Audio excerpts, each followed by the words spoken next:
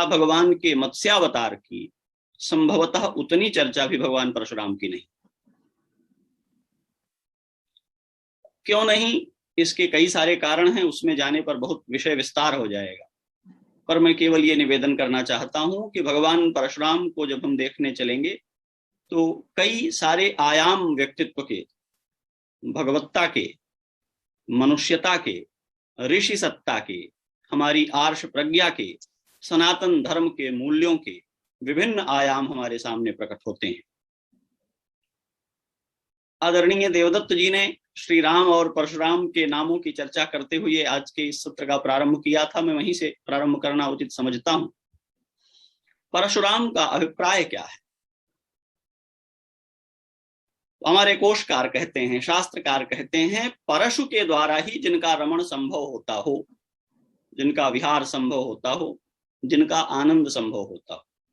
आज की दुनिया जब लग्जरी में अपना रमण खोज रही है, आज की दुनिया जब धन में, शरीर के सुख में, अच्छे गैजेट्स में और मोबाइल में अपना रमण खोज रही है, महंगी सुख सुविधाओं में और आराम से जीने में अपना रमण खोज रही है, तब भगवान परशुराम ने फरसे में अपना रमण ढूंढा।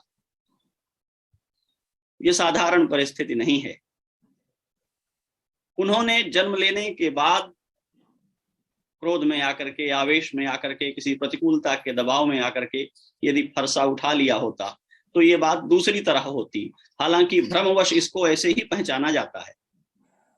और कई बार हम ये बात कहते हैं कि भगवान परशुराम प्रतिशोध में, भगवान परशुराम बदले की भावना में, भगवान परशुराम अपने शत्रुओं को मिटाने की भावना में शस्त्रधारी हुए। नहीं नहीं, ये बात ठीक नहीं है। ठीक बात तो ये है, जानने की बात तो ये है कि भारावतारणार्थाय जातः परशुना सह, पृथ्वी का भार उतारने के लिए, दुष्टों का दलन करने के लिए, इंद्र आदि देवताओं की प्रार्थना किए जाने पर फरसे के साथ ही जिन्होंने जन्म लिया है वे भगवान परशुराम है। उनका फरसा किसी कारीगर ने गढ़कर नहीं दिया है। उनका फरसा किसी परिस्थिति के दबाव से नहीं धारदार होता है। और वह फरसा कैसा है? कहते हैं वह सहजः परशुस्तस्य न जहाति कदाचन। उनका जो परशु है वो उनका सहज है, वो नित्य उनके जीवन और उनके मूल्य का अंग बना है, वो परिस्थितिवश नहीं आया है। कुछ सिद्धांत, कुछ इतिहास, कुछ पुराण की बातों के साथ साथ हम कुछ यहाँ चर्चा विचारों की भी करते चलेंगे। भगवान परशुराम हमें स्पष्ट करते हैं, प्रभाव के कारण अपने स्वभाव को कुंठित मत होने दो। वो प्रभाव कई बार सकारात्मक भी हो सकता है, वो प्रभाव कई बार नकारात्मक भी हो सकता है, पर कोई भी प्रभाव हमारे स्वभाव को कुंठित न करे। और भगवान परशुराम इसका उदाहरण बनते हैं। देश काल के प्रभाव से उन्हें यद्यपि क्षत्रियाचार का पालन करना पड़ा, किंतु क्षत्रिय कर्तव्यों का संपादन करते हुए भी भगवान परशुराम ने क्षत्रिय पद और क्षत्रिय सुविधाओं का स्वीकार अपने जीवन में नहीं किया।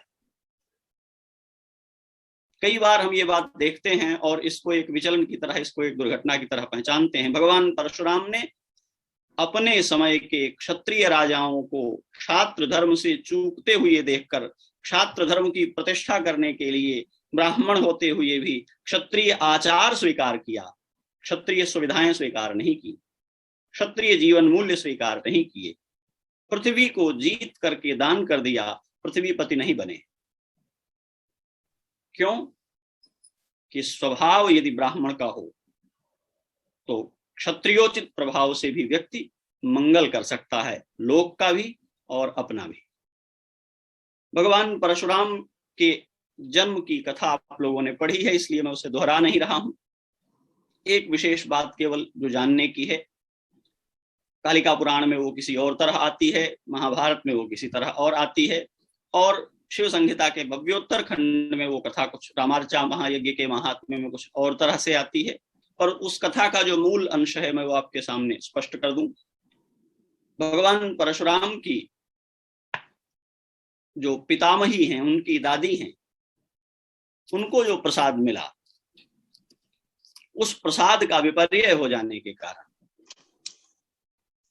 उनके जीवन में जो प्रभाव आया प्रसाद का वह क्षत्रियोचित प्रभाव आ गया, और इसलिए कहा कि ब्राह्मण क्षत्रियाचारो रामभूत क्रूर कर्म कृत। ब्राह्मण वंश में उत्पन्न होकर क्षत्रिय आचरण करने वाले परशुराम क्रूर कर्म करने वाले हुए। क्रूर कर्म का अभिप्राय क्या है? वध परायण हुए दुष्टों के। और वैसा क्यों करना पड़ा उनको? कहा पहले उन्होंने धनुर्वेद नहीं पढ़ा, सवेदान अखिलान ज्ञात्वा, उन्होंने वेदों का अध्ययन किया और संपूर्ण वेदों का अध्ययन करके फिर धनुर्वेद में उन्होंने सब प्रकार से अपने को प्रवीण बनाया। क्यों? कि वे इस समाज का नेतृत्व करने वाले, वे इस राष्ट्र के उत्थान के, वैदिक और सनातन धर्म की रक्षा करने वाले सबसे महत्वपूर्ण दायित्व के वंश से उत्पन्न होकर के जब किसी को अपने दायित्व से स्खलित और पतित होते हुए देखते हैं तो आगे बढ़ करके उसकी रक्षा करने चलते हैं। ये बात केवल उनके पिता के मारे जाने और बदला लेने तक सीमित नहीं है। हमें पुराणों को देखना पड़ेगा, हमें अपने आर्ष ग्रंथों को देखना पड़ेगा, जो पुकार कर ये कहते हैं कि कार्तवीर्य वधायाशु शक्राद्यैहि सकलैश्वरैहि। कार्तवीर्य अर्जुन के वध के लिए इंद्रादि देवताओं के द्वारा प्रार्थना की गई है भगवान से कि आप इसका वध करें। जो लोक के लिए अमंगलकारी है, जो लोक के लिए अनिष्टकर है, जो लोक को पीड़ित और प्रताड़ित करता है, उसके नाश के लिए भगवान विष्णु से प्रार्थना की गई है। और उस प्रार्थना के फलस्वरूप कार्तवीर्य अर्जुन का वध करने के लिए भगवान परशुराम का प्राकट्य हुआ है। केवल अपने पिता का बदला लेने के लिए और अपनी व्यक्तिगत शत्रुता के लिए उन्होंने उसका वध कर दिया, ये कहना उनके व्यक्तित्व के साथ अन्याय है। भगवान परशुराम इतने हीन सत्व के और ऐसी दुर्बल मनोबल के नहीं हैं, ऐसे अयोग्य व्यक्तित्व का प्रतिनिधि नहीं है वो, जो अपने क्रोध, अपने आवेग और अपनी शत्रुता के कारण अपनी करुणा और अपने शील का परित्याग करके और युद्ध परायण बन जाए। मैं याद करता हूं राष्ट्रकवि रामधारी सिंह दिनकर की पंक्तियां हैं, परशुराम की प्रतीक्षा उनकी चर्चित कविता है और वो कविता यहाँ प्रासंगिक लगती है। हम भगवान परशुराम के विषय में जब बात करते हैं कि उन्होंने बदला लेने के लिए मारा, उन्होंने किस बार क्षत्रियों को अपना क्रोध निकालने के लिए मारा, तो ये बात ठीक नहीं रह जाती। श्री रामधारी सिंह दिनकर इस बात को एक कविता में जहां समझते हैं, मैं उस अंश को कविता के आपके सामने यहाँ रखता हूं जिससे आपके लिए सोचना समझना आसान हो जाए। गर्दन पर किसका पाप वीर ढोते हो, ब्राह्मण होकर के तुम धनुष और फरसा लेकर के चल रहे हो, ये किसका पाप है जो ब्राह्मणत्व की अवमानना करके तुम क्षत्रियत्व का वर्ण कर रहे हो। गर्दन पर किसका पाप वीर ढोते हो, शोणित से तुम किसका कलंक धोते हो। और जो जवाब देते हैं भगवान परशुराम की ओर से दिनकर जी, उनका जिनमें कारुण्य असीम तरल था, तारुण्य ताप था नहीं न रंच गरल था, सस्ती सुकीर्ति पाकर जो फूल गए थे। ये ध्यान देने की, सस्ती सुकीर्ति पाकर जो फूल गए थे, निर्वीर्य कल्पनाओं में भूल गए थे। गीता में जो त्रिपिटक निकाय पढ़ते हैं, तलवार गलाकर जो तकली गढ़ते हैं, शीतल करते हैं अनल प्रबुद्ध प्रजा का, शेरों को सिखलाते हैं धर्म अजा का, सारी वसुंधरा में गुरुपद पाने को, प्यासी धरती के लिए अमृत लाने को, जो संत लोग सीधे पाताल चले थे, अच्छे हैं अब पहले भी बहुत भले थे, हम उसी धर्म की लाश यहाँ ढोते हैं, शोणित से संतों का कलंक धोते हैं। भगवान परशुराम के द्वारा जो शस्त्र धारण किया गया है, यदि वह व्यक्तिगत द्वेष, यदि वह व्यक्तिगत प्रतिशोध से आया हुआ शस्त्र होता तो भगवान श्री कृष्ण श्रीमद् भगवत गीता में रामः शस्त्रभृतामहम नहीं कहते। शस्त्रधारियों में मैं परशुराम हूं, ये भगवान कहते हैं अपनी विभूति का वर्णन करते हुए। ये व्यक्तिगत प्रतिशोध के लिए उठाया गया हथियार नहीं है, ये लोक रक्षा में अयोग्य हो जाने पर रक्षकों के उनका दायित्व लेने की बात है। दूसरे के हिस्से से चूक हो रहे धर्म का पालन करने का व्रत है, और वह व्रत भगवान परशुराम ने लेकर के अपने को वीरव्रती साबित किया है। उपवास करने का व्रत हम करते हैं, दान करने का व्रत हम करते हैं, स्नान करने का व्रत हम करते हैं, ये सब आसान है। सभी अपने अपने हिस्से का व्रत करते हैं। ये भगवान परशुराम हैं जो अपने हिस्से का नहीं, दूसरे को धर्म में चूकते हुए देखकर उसके हिस्से का व्रत चुनते हैं। श्री लक्ष्मण जी महाराज श्री रामचरितमानस में कहते हैं, वीर व्रती तुम धीर अछोभा। गोस्वामी जी महाराज की पंक्तियों में, आप वीरव्रती हैं जिन्होंने वीरता का वर्ण किया है। वीरता का वर्ण क्यों किया है? जिन्हें वीरता का निर्वाह करना था वे निर्वीर्य हो गए थे, जिन्हें वीरता का निर्वाह करना था वे राजमद में, शक्तिमद में प्रमत्त होने के कारण अपने कर्तव्य से च्युत हो गए थे, और इसलिए भगवान परशुराम ने उनका दायित्व संभालने के लिए शस्त्र स्वीकार किया। और शस्त्र स्वीकार करने के बाद कुछ कथाएं जो उनके जीवन की बहुत महत्वपूर्ण हैं और जिसलिए उनको सबसे ज्यादा क्रूर पहचाना जाता है और जिसका संकेत पूर्व वक्ताओं ने किया, भगवान परशुराम ने अपनी मां का वध कर दिया पिता की आज्ञा पर। इस कथा को कई तरह से हमारे यहाँ लिया जाता है और कई तथाकथित नारीवादी इस कथा को बड़ी विडंबना के साथ प्रस्तुत करते हैं। मेरी सबसे प्रार्थना है, कथाओं को सुने सुनाए तौर पर व्यवहार न करें। ये आपका अपनी संस्कृति, अपने इतिहास और अपने पूर्वजों के साथ अन्याय होगा। उनमें प्रवेश करें, अधिकारी विद्वानों से संपर्क करें, उनको पढ़ें, समझें, तब आगे बढ़ें। तो जब आप पूरी कथा को पढ़ेंगे तो देवी रेणुका के साथ जो घटना घटित हुई है, उस घटना के बाद उनके पिता ने उनको दोषी पाया है। हमारे पुराण महाभारत इस बात को स्वीकार करते हैं और तब वे परशुराम जी से बड़े अपने 4 पुत्रों को पहले इस बात के लिए आहूत करते हैं। रोमणवान को उन्होंने बुलाया जो उनके ज्येष्ठ पुत्र हैं, और उनके असमर्थ होने पर, वो ऐसा नहीं कर सकने में जब अपने को स्वीकार कर लेते हैं, तो उनके दूसरे भाई को बुलाया। जब वो भी करने में नहीं समर्थ होते हैं तो उनके तीसरे भाई को। इस प्रकार क्रमशः परशुराम जी के 4 भाइयों को, विश्व को, विश्वावसु को, सबको कहा कि अपनी मां का वध कर दो, इसने अपराध किया है। पर इनके 4 पुत्र पिता की आज्ञा सुनकर के भी जब उनका पालन करने में समर्थ नहीं हुए, जवाब भी नहीं दे पाए, मौन होकर के चुप रह गए, तो महर्षि जमदग्नि ने शाप दे दिया उनको। क्यों? 3 प्रकार के उपदेश हमारे यहाँ होते हैं। जो सर्वोत्तम उपदेश हमारे यहाँ है वो पितृसम्मित अथवा स्वामी सम्मित उपदेश है, जो भगवान वेद का उपदेश होता है। मात पिता गुरु प्रभु कै वाणी, विनय विचार करिए शुभ जानी, उचित किए अनुचित किए विचारू, धर्म जाए सिर पातक भारू। जब पिता की प्रत्यक्ष आज्ञा की अवहेलना करके वे 4 पुत्र परशुराम जी के बड़े भाई सिर झुकाकर खड़े रहे, कोई प्रतिक्रिया नहीं दी, न पालन किया न मना किया, तो महर्षि जमदग्नि ने कहा कि तुम तो जड़वत आचरण करते हो, इसलिए जड़ हो जाओ। क्यों जड़ हो जाओ? कहा नचते जात सम्मोहा किंतु पूर्विचेतसः। उन लोगों ने सम्मोहित होने के कारण, कर्तव्य अकर्तव्य का निर्णय लेने में अयोग्य होने के कारण पिता की आज्ञा का पालन नहीं किया, तो उनको शाप दे दिया जमदग्नि महर्षि ने।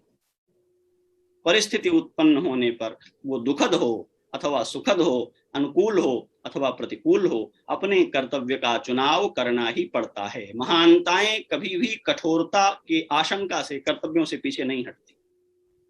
जीवन में बड़े दारुण निर्णय लेने पड़ते हैं। भगवान श्री राम का जीवन, भगवान श्री कृष्ण का जीवन इस बात का उदाहरण है।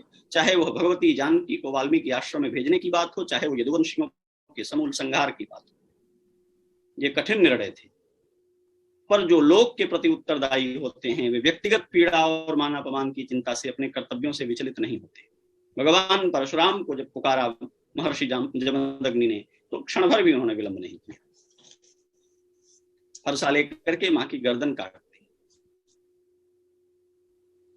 दोष देख करके जिसमें रोष नहीं उत्पन्न होता है वह नपुंसक है, वह कायर है। पत्नी हो, पुत्र हो, मित्र हो, प्रिय हो, अप्रिय हो, कोई हो, दोष दिखाई पड़े तो उसका प्रतिकार करने के लिए रोष जगे, यही चरित्रवान व्यक्ति का चिन्ह है। हमारा समाज इसलिए पतित हुआ है कि हम दोष देख करके आंख मूंद लेते हैं, क्षमा इत्यादि का आवरण ओढ़ लेते हैं, पर ये ठीक बात नहीं है। क्षमा शोभती उस भुजंग को जिसके पास करल हो, उसको क्या जो दंतहीन विषहीन विनीत सरल हो।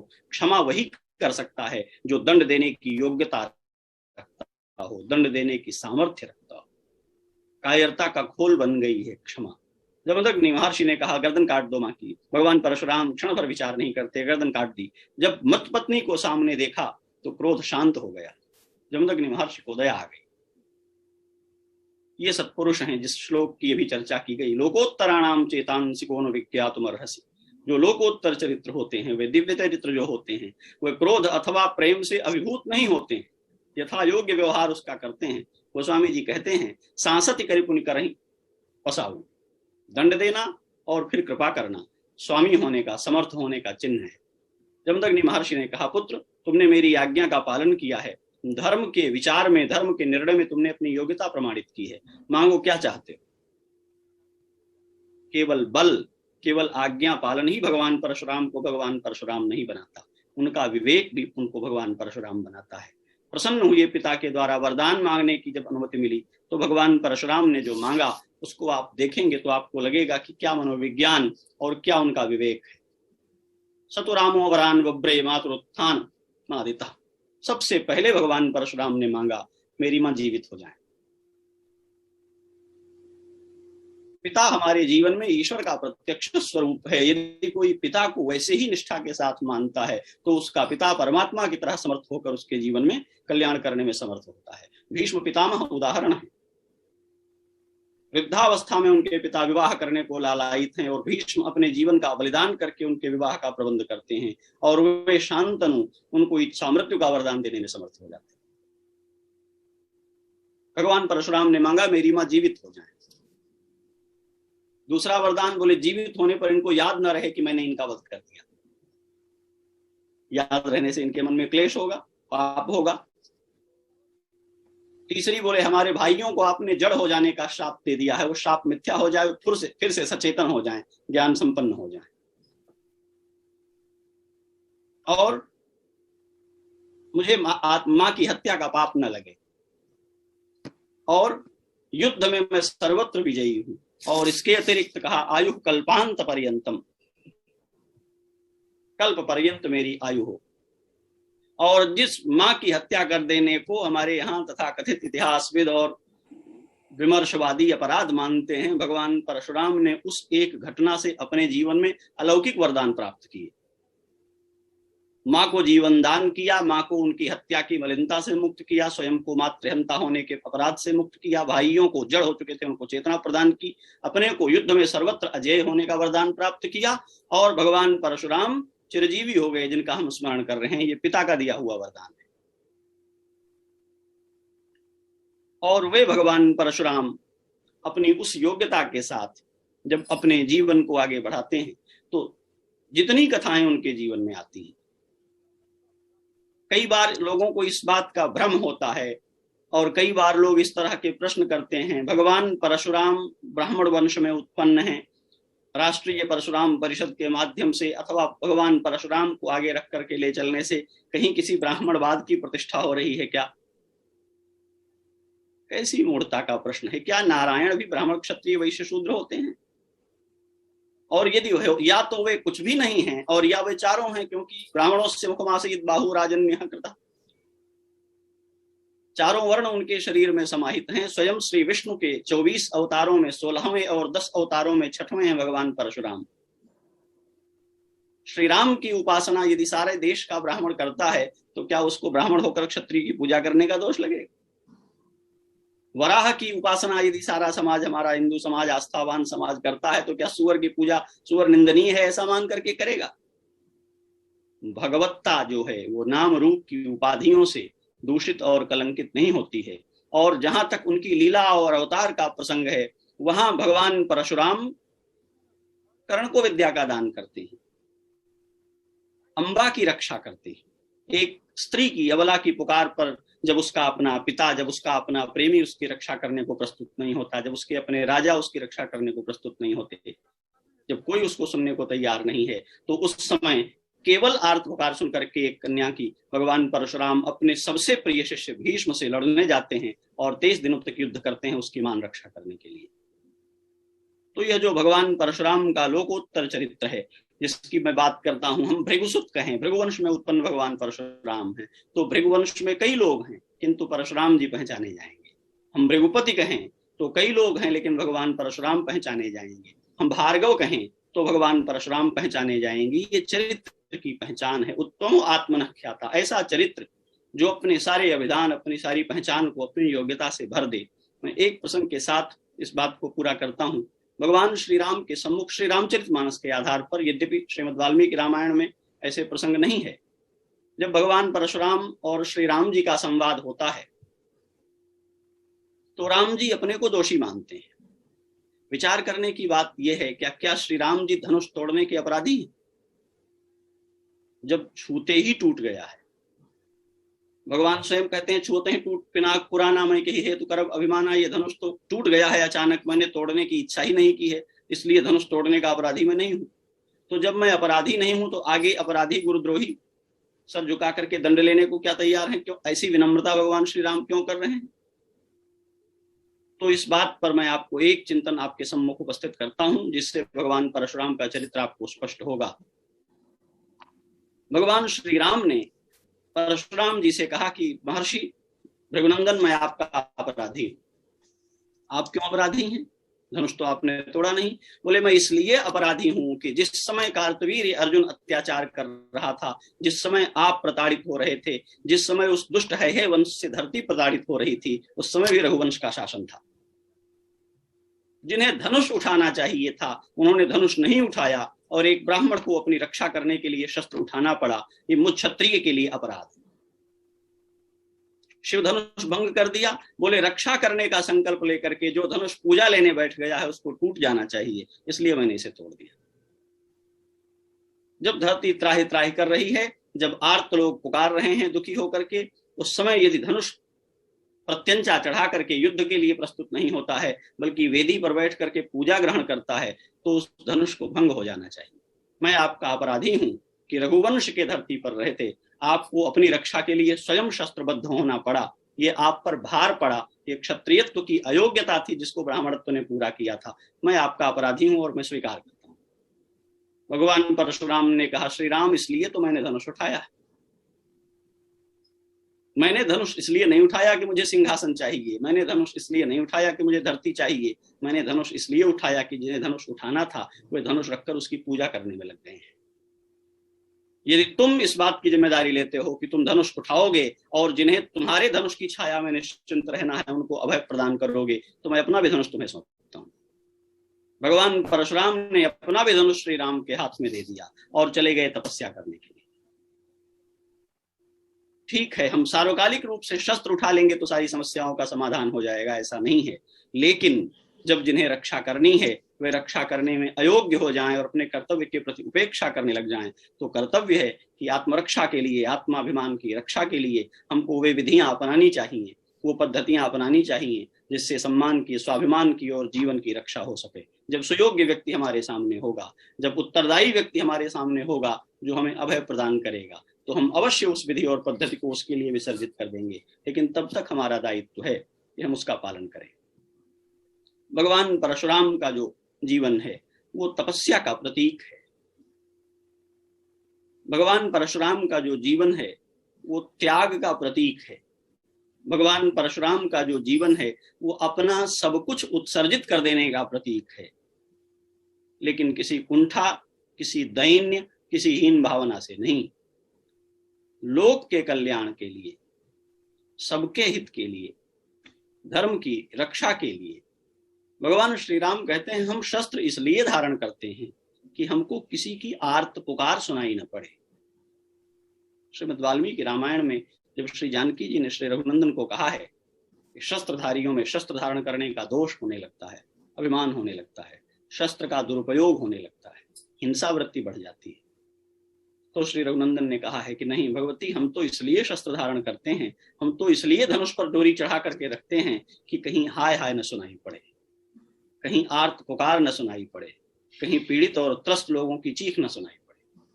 भगवान परशुराम ने इसलिए शस्त्र धारण किया है, और वह शस्त्र धारण करना केवल रक्त क्रांति को, केवल हथियार उठाने को प्रेरित नहीं करता, इस बात को भी प्रेरित करता है कि कहाँ हथियार उठाना है, कहाँ करुणा करनी है, इस बात की योग्यता भी हमारे सामने हो। हमारे इतिहास में जो सबसे धुरंधर लोग हैं वे चाहे भीष्म हो, चाहे द्रोण हो, और हमारे इतिहास में सबसे महान धनुर्धर योद्धा अर्जुन को भी टक्कर देने वाले कर्ण हो, किसने शिक्षा दी उन्हें? केवल हथियार न उठावे, समाज को अपने धर्म, अपने स्वाभिमान, अपने सदाचार, अपने शील की रक्षा के लिए कृत प्रयत्न होने के लिए, सन्नद्ध होने के लिए भगवान परशुराम प्रेरित करते हैं। आज उनकी जयंती पर उनके चरणों में प्रणाम करते हुए, उनके व्यक्तित्व का अनुशीलन करते हुए हमको इस दिशा में